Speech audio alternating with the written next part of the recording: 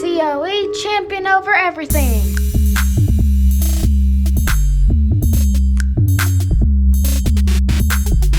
Champion over everything.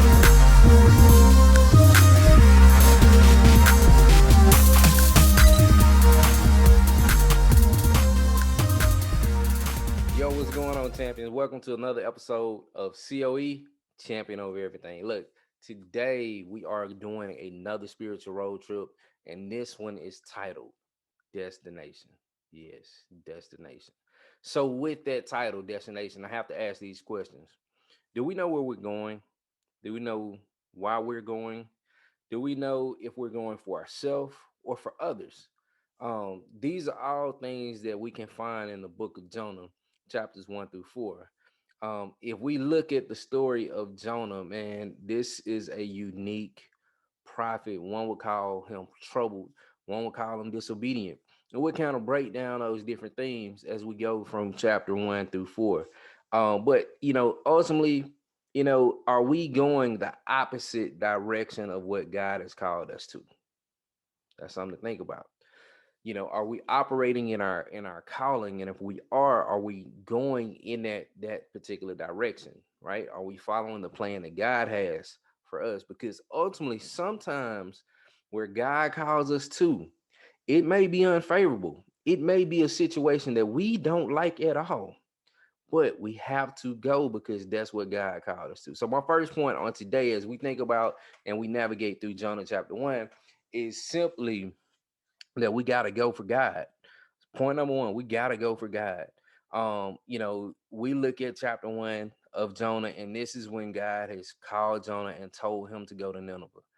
And man, you see this brother, he is rebellious. He is rebellious. He is rebellious. He is a runner. A lot of times I hear people say, oh, well, you got that Jonah spirit. God called you to do something, but you running. And it's okay to run, but which direction are you running to? That's the question. See, Jonah had two options. He had Tarsus and he had Nineveh. God told him to go to Nineveh, which would have been the right way. But instead, the brother made a U-turn. He made a U-turn and went the opposite direction, right? And in this particular time period, when he went the opposite direction, he was not being obedient. Nah, he stepped totally outside of what God had called him to do. And a lot of times when we are not obedient, we end up in a situation to where we cause ourselves more harm than we do help to ourselves. See, what we find here in Jonah in chapter 1 is that Jonah also brought about some harm to some other people, right? He ended up on his boat, and man, because he ended up on his boat, things began to get a little rocky, right? He started to unbeknownst to him, because he was asleep, unbeknownst to him, the boat, the sailors went through this storm, man, this massive event, and they were trying to figure out, like, we didn't do anything. What is really going on right now? Who brought this upon us? So, man, as things get rocky in the boat, and it's kind of interesting when we think about character dynamics, because the sailors are often what we would call pagan, but they had like a repentant heart, where Jonah really didn't care. I mean, his brother was asleep. And it brings me to my second point of get up. The sellers had understanding that there was some type of divine power going on and that's causing this storm. And they went down, they got Jonah, they told him to get up, and then they started asking him, like, man, what did you do? Because whatever you did is bringing harm on us. Matter of fact, tell us about the God you serve. And, Jonah kind of rambled off. I serve the God of the land that made the land and the sea. Okay, yeah, we kind of could guess that part, right? But he was not really forthcoming. And then they asked him, like, so what do we need to do to fix this? And man, Jonah he does like the weirdest thing. He says, throw me overboard. Throw me overboard. Okay. First I ran. So I'm being disobedient of the God that created everything. But then I'm telling you, to fix the problem that I caused, you got to throw me overboard. So yeah, so the cool thing about chapter two is pretty much that no matter what Jonah had done, um, man, he was at a point to where he prayed to God and he really didn't repent.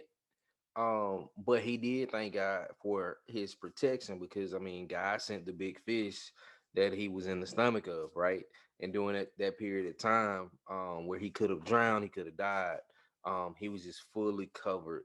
And I mean, that's just an amazing that, you never know how God will position someone else on your spiritual road trip to have a divine assignment to help cover you from the stuff that's meant to take you down and take you under, right?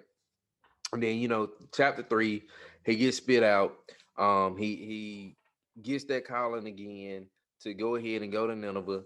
And the crazy thing about it is, for my next point is just sometimes you got to get out of your own way, because even after he went, he preached his sermon, right? So as he's preaching this sermon, man, like the sermon is so short. And it doesn't even really, reference back to the prior conversation of what God and Jonah had discussed. Nineveh is this extremely sinful place. And sometimes that's us. Like we have so much sin to where we need a formal wake-up call. But in his sermon, he pretty much said to the effect that you have 40 more days and then Nineveh will be overturned. But the crazy thing was that after hearing this sermon, there was an overturning, um, in some form of way, right? It was not from an enemy coming in and taking over. It was just that the people of Nineveh became totally repentant. Like they wanted to be better. And that was the one of the greatest parts of the story to me. And sometimes in life, no matter how much we've done, God will give us another chance after another chance after another chance, to live a better life. And that's just so amazing. Now, that's amazing to me. But if we go further on this trip that Jonah was taking, the brother got mad, like real mad, like mad at God. He wanted God, telling God, like, kill me. So after Jonah has said, you know, just kill me now, which was a prayer to God. Man, it's crazy. Um, it was a prayer to God, right? He's angry. He got off track from his assignment that God had originally given to him. He's disobedient. And most of the prophets that we've heard stories about are nowhere close to what Jonah is, right? But it's amazing because my fourth point, God always has us covered. Jonah, even in his anger, as he sits on top of this hill and he's just waiting to see what happens to Nineveh, he, steaming, it's hot out there. God creates a plant. This he appoints a plant, right? A seed grows and it provides shade. So once again, even in spite of us sometimes being wrong, like we can be dead wrong, and God will still cover us until the end. So this story, like overall, like I said, just spiritual road trips. um I think about what we do on a daily basis, how oftentimes we may not understand when God tells us to go to a certain place. We may not agree with the people he tells us to serve. um we may not understand how he tells us to bless someone else. Someone else may seem to be in a better financial situation than where we are, but when God tells us to go ahead and bless those particular people, um we may disagree with it, but ultimately, I mean, we got to be obedient, right? We got to get back to just uh going for God, right? We got to get up, we got to be alert at all times. We got to get out of our own way. We cannot be angry, we cannot be upset with God, because I mean he gives us life. And that's the amazing thing, that even in a posture of what is bad, God continues to give us grace and mercy, and He continues to cover us. So, look, that's my time for today. Remember to always look at the destination as to, um, are you going for God? Are you going with the servant's heart? Um, are you being selfless, right? Because if you're not doing any of those things and you're only going for yourself, um, then at that point you have to kind of examine your heart. You have to make sure that you're staying on the right track, and that's that end goal, that destination is going to help better the kingdom versus better just you. You want others to profit from knowing who God is, right?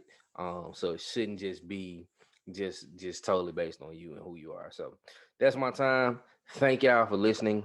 COE, champion over everything. One. Once again, thank you for tuning in to COE, Champion Over Everything. I hope you enjoyed this week's episode. Look forward to talking to y'all soon. Make sure you follow us on Facebook, Champion Over Everything. Make sure you can visit our website, championovereverything.org. And then on Instagram, Champion Over Everything. All right, COE, we holding it down. One.